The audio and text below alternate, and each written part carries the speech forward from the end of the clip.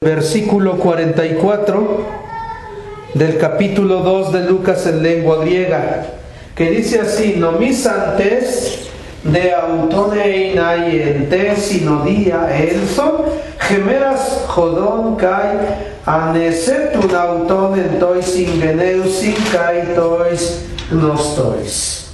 A ver todos. Nomisantes de auton einai ente sinodia elzon gemeras jodon kai anesetun auton entois ingeneusin kai tois gnostois, así, kai tois gnostois. Miren, de un texto hay que siempre comprender el todo, y del todo hay que estudiar al menos un aspecto del todo. Es decir, al texto lo podemos estudiar por la ortología, por la escritura, por la fonética, por la ortografía, igual por la prosodia y por la mnemotecnia del texto. Pero también lo podemos estudiar por la morfología, por sus palabras, sustantivos, adjetivos, pronombres, verbos, adverbios, preposiciones, conjunciones e imperfecciones. Pero también lo podemos estudiar por su sintaxis. Y lo mínimo que podemos entender de un autor es su etimología. La etimología tan necesaria en la escuela, en la universidad, ¿sí? Entonces yo puedo ver así hasta la importancia de estudiar griego antiguo en 3 puntos de vista, por gusto personal. En ustedes he visto que la mayoría estudia griego por gusto. Es decir, un egoísmo renacentista que todavía tiene sobrevivencia en la universidad del siglo XXI. ¿Por qué estudias griego? Por mérito propio. El Renacimiento respondió esto. Pero también la lengua griega hemos visto que es hermosa por sí misma. O sea, Aldo, independientemente de que a ti te guste o no te guste el griego es una lengua hermosa, que no necesita defensa. Es una lengua hermosa. Pero por otro lado, por su utilidad, es útil en la escuela, es útil en la familia, es útil también en la iglesia, sí, en la religión, y es útil en la sociedad. Vean, por ejemplo, la palabra nomisantes. Nomisantes es un adjetivo participio, pero la palabra nomiso, si se encuentra nomiso o también onomaso, que quiere decir nombrar, y como si se utiliza la palabra onomástico, ¿no? Onomástico. Gabo, cuando tú oyes onomástico, ¿a qué te suena? Al nombre, ¿no? Una fiesta también, estábamos hablando de fiestas, ¿no? Otra forma, sinodía. No sé si alguien de ustedes haya escuchado la palabra sínodo. Sínodo. ¿Alguien de ustedes ha escuchado esa palabra sínodo? Sí. ¿Qué te simboliza la palabra sínodo? La convención, reunión, algo así. Un concilio, no sé. La palabra sínodo es una palabra griega, fíjense, y aquí aparece, y es la raíz sin, ¿miren? Y la palabra jodos. Quiere decir que el jodos es el camino. Esta palabra se usa en la palabra método, ¿no? Metajodos. Y la palabra sin es una preposición que indica compañía, unidad. O sea que es el camino que en compañía. Y aquí en el texto, el que venimos estudiando, aquí cuando decimos nomisantes de autoneina y entes sinodia elzon gemeras jodon kai anesetun auton entois ingeneusin kai tois gnostois, pensando que él estaba en el viaje. Aquí vamos a traducir viaje, pero es un viaje. En el viaje no es solo, sino es un viaje en qué, un camino en qué, Compañía. en compañía, porque dijimos en los textos anteriores que fueron a una ¿qué? Fiesta. Jesús, María y ¿quién? Y José fueron a una fiesta. desde su pueblo fueron a la fiesta. Estuvieron en la fiesta y allá se les olvidó el niño, ¿no? Por eso dijimos que ¿qué padre de familia antes y después de Cristo no ha perdido, aunque sea un instante, el niño, ¿no? Ahí está el trauma de perder el niño, ¿no? El dolor, ¿no? El sentimiento de perder el niño. Se regresaron, ¿sí? Se regresaron aquí. De esto trata el verso 44. Pues dice, pensando que él estaba en el viaje, hicieron una jornada de un día y lo buscaron entre los parientes y entre los conocidos. Fueron a preguntar, oye, ¿no está por aquí Jesús entre ustedes? Aquí el texto que quiere decir pensando es nomisantes.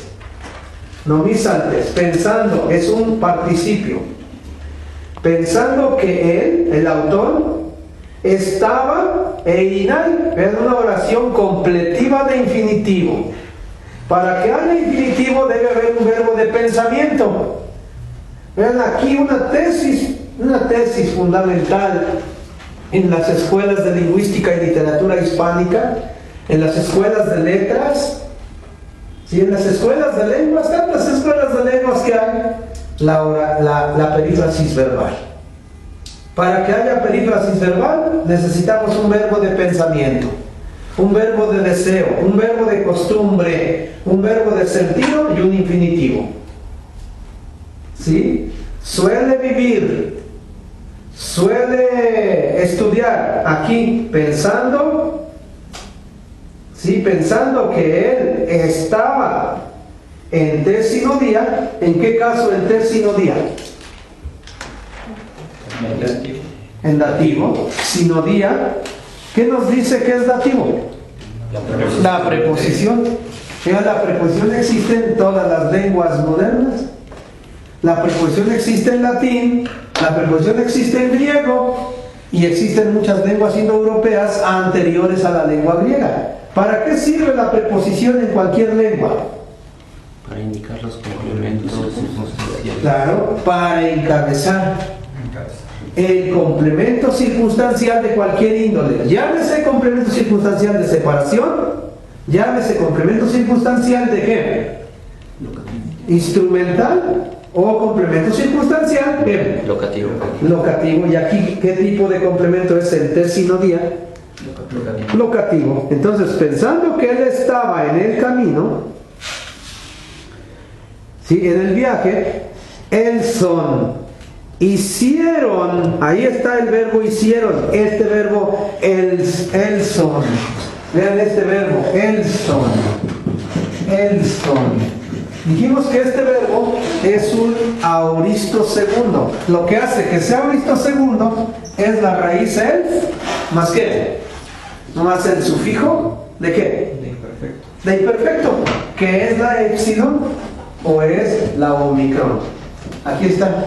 Y esta es la desinencia ni, sigma, tau, men, te y ni tau. La tau se pierde al final de verbo porque es consonante muda. Entonces queda como desinencia la li.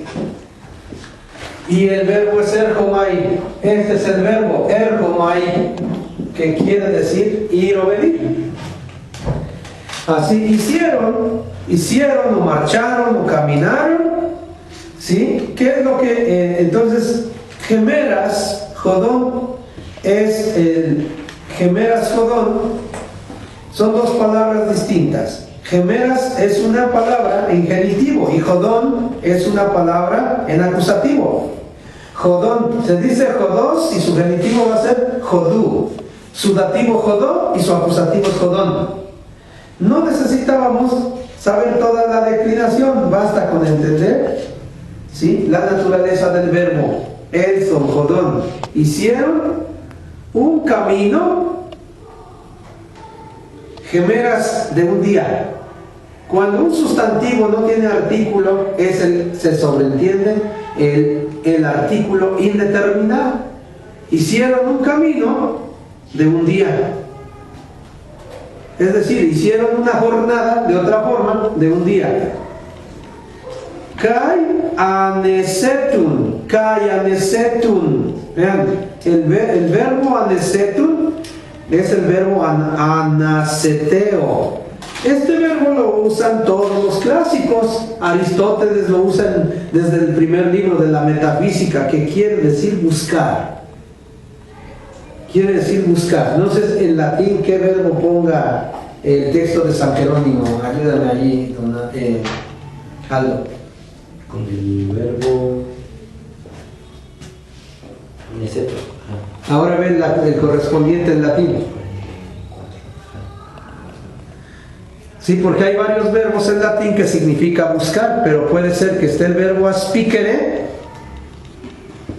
sí, buscar, o también el verbo aspicere, o el verbo quaero, quaeris, quaerere, quaesivi, quaesitum, así como investigar, como preguntar, como de donde viene quaestio, y en inglés también sale una palabra así, ¿no? ¿Y qué significa? Pregunta. Entonces, quiere decir que investigaron, también buscaron. ¿Qué cosa buscaron? Autón. A él lo buscaron en tois singeneusin, kai tois gnostois, es decir, entre los parientes, kai tois gnostois, y entre los conocidos. Todo esto en tois singeneusin, kai tois gnostois. Ahí donde dice existimantes autenidum esse incomitatum venerum iter diei et requierevant eun intercognatos et notos. Es decir, aquí el verbo requiesco, que también quiere decir buscar, reconocer. Es decir, lo buscaban. Aquí lo ponen imperfecto. El verbo lo ponen imperfecto. Y aquí anesetu también está en imperfecto. Tiene su aumento entre la preposición aná y entre la preposición aná, anesetu. Está el verbo así. Anesetu.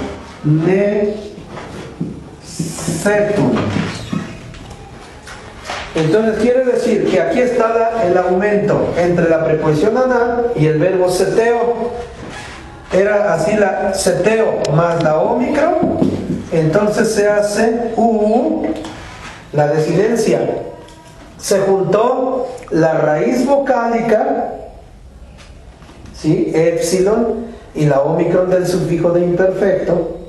¿Se acuerdan de esta regla?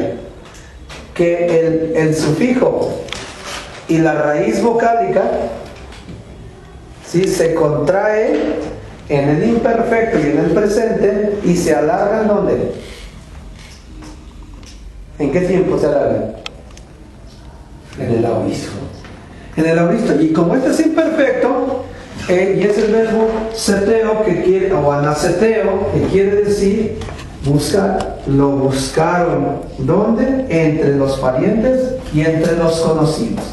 ¿Qué función? Entonces, en tois singeneusin y kai tois gnostois, ¿qué función hace? Complemento circunstancial locativo.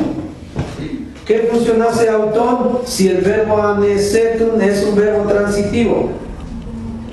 Es el complemento directo. ¿De qué otra forma se le puede llamar al complemento directo o al objeto directo? Predicado verbal.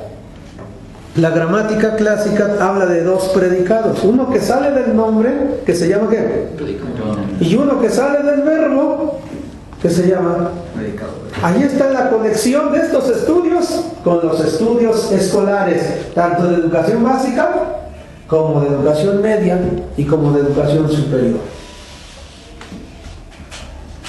¿Cómo ves, Donato, esta tesis? De esta conexión, por ejemplo, con tu escuela, con la escuela de Derecho.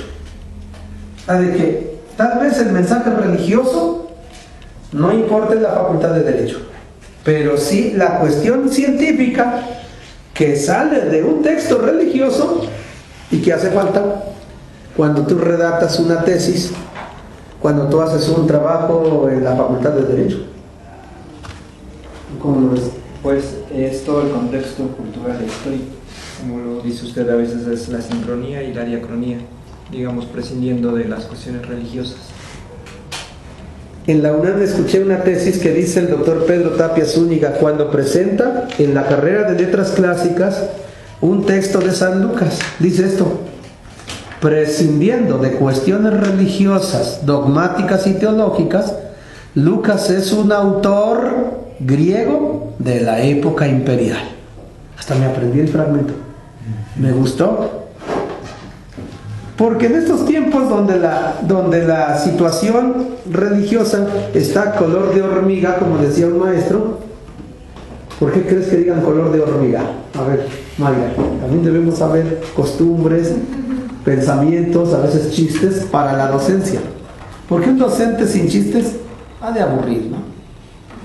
Un docente sin anécdotas,